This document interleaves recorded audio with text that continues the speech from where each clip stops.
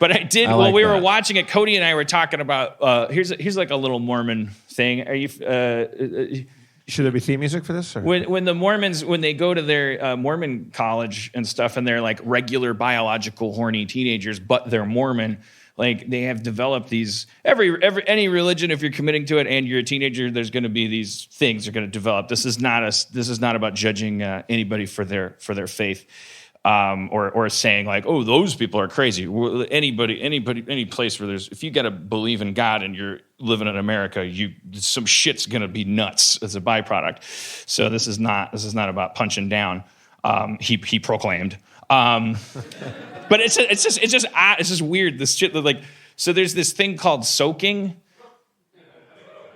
Woo! It's like kids. So we've heard with like Catholic kids, if you're like really Catholic.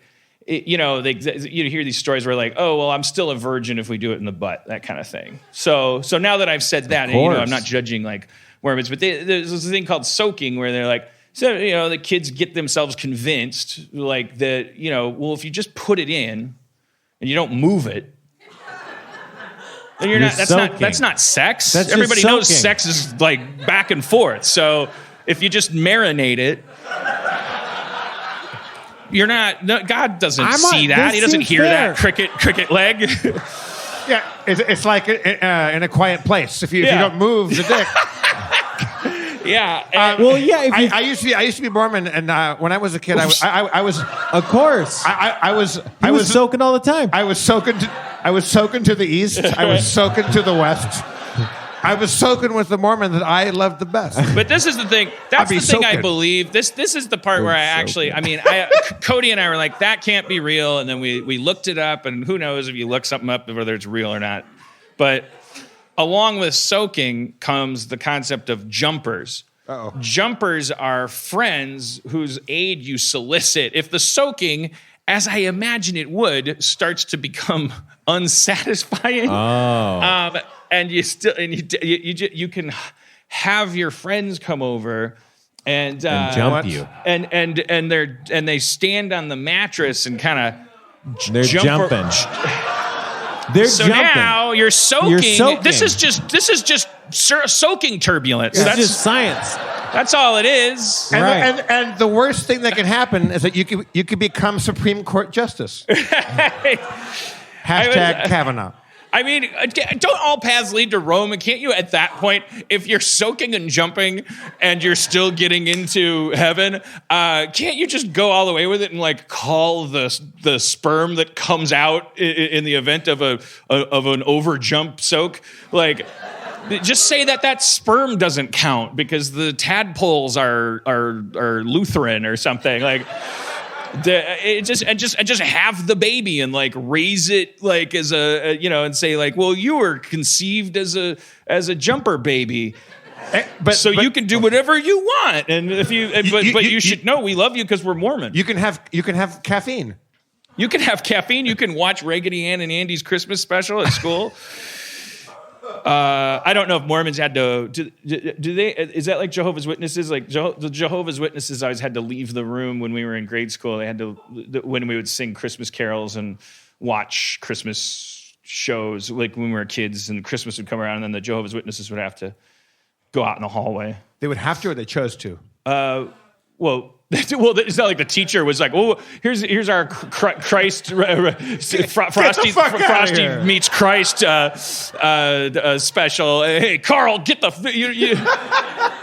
No, they'd raise their hand and maybe if the teacher was new, they'd explain. But over the years, it was like, yeah, get out of here, spoil sport, go run the halls. Yeah, hey, we're gonna force people to watch stupid shit. Go do what you want.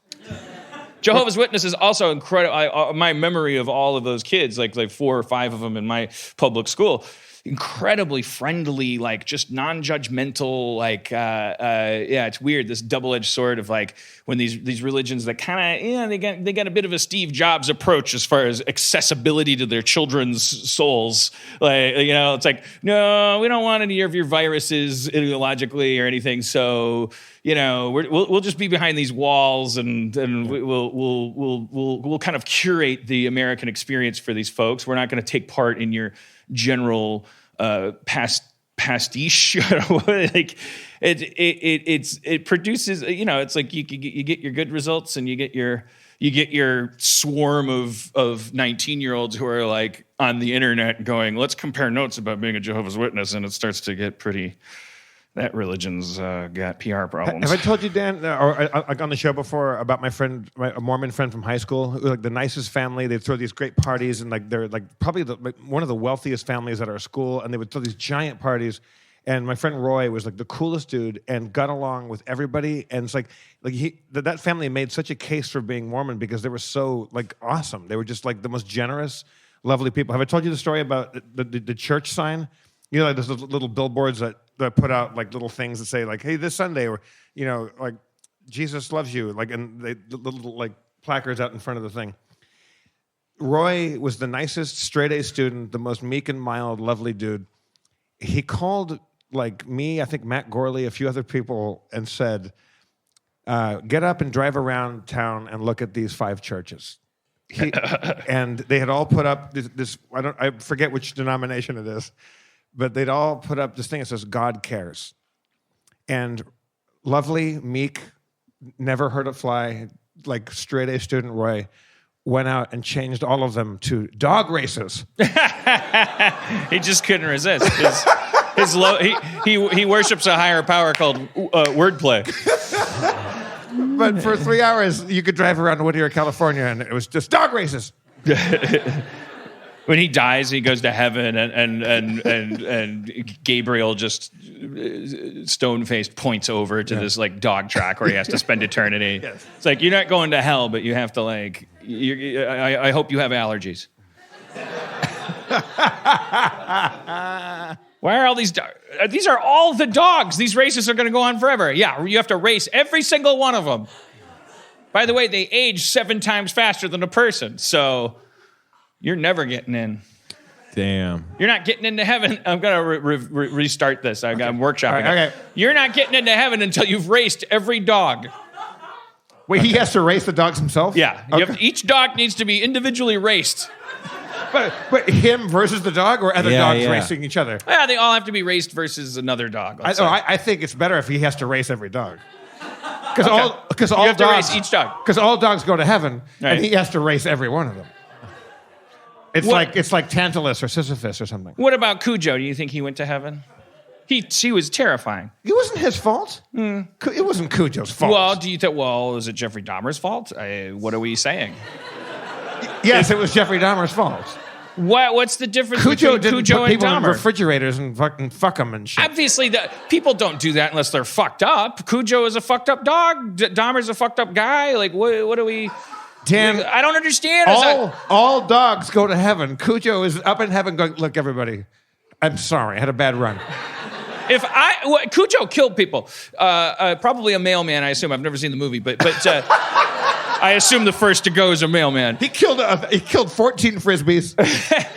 God knows how many tennis balls. If you are a Christian mailman killed by Cujo, right. You go to heaven. Yes. And you're like, and they're checking the book, and they're like, "Oh, the mailman's here. Ooh, looks like you steamed open a couple of clearinghouse sweepstakes things." Yeah. I'm sorry. I just wanted to see what they looked like on the inside because my wife won't let me open them. It's not like I thought I was going to steal somebody's winnings. You can't lie up here. We can read your mind. I accept that. Thank you. And they're like, they're murmuring, and he's like, "Fuck, God damn it, I'm so fucked." And then you just hear like, "Roof, roof, roof, roof." And you look through the pearly gates, and fucking Cujo's running around, fetching a ball for Tom Hanks's dad. Right. I was just trying to think of someone who's guaranteed heaven. Wouldn't you, as that mailman, go, "Oh wow, if Cujo's in here, then I'm good to go"? No, you're in line getting your balls busted by the Velvet Roper, and and it's like Cujo's. You're like, what is that, Cujo? And they're like, yeah, and they're like, and you're pointing at the gaping fucking bite wound on your neck, right? And Gabriel's like, all dogs go to heaven. I'm sure Cujo. Is there a comment box? I'm sure Cujo, when he went up to the pearly gates, he got his balls busted too, and they're like, who's a bad boy? Who's been a bad boy? Well, and then Cujo's going to be like, fuck you, I'll pee on you because all dogs go to heaven. I already heard. like you need to, like, that's what I'm saying. Yeah. You either, it's pick a lane, heaven. If I go to heaven and I see a happy Cujo who has atoned for his Cujo sins, I'd be like, oh, this is a good heaven. I don't think all dogs go to heaven. I think they picked that as a title for a movie that they wanted to trick you into watching. I don't think that's an official biblical stance. I think dogs cannot accept Christ as their savior. If it's hard for a rich man to get into heaven through the eye of a needle or whatever it is, like what is it? A camel? A camel can't get through a needle, but a camel can get through the eye of a needle faster than a rich man can get into heaven. Yeah. Well, so that poor camel, like, well, the camel going to heaven? No, the camel's going through a needle. So the camel doesn't get into heaven at all. He The just gets camel- put through a needle. No, that's not on the table camels for the go to camel. heaven, but they're just using camels as a metaphor. Right, camels don't sin, as we all know. What about camels that refuse to go through the needle? I think when the Bible was written, that was the biggest animal they could think of. They didn't know about elephants. Oh, or yeah. shit Well, like that. it was the humpiest animal. Yeah, like yeah. they probably saw like Right. elephants, but they're like, well, they're like, let's be clever about this because like a camel is like so humpy that even if you made it a big needle, it would still be like.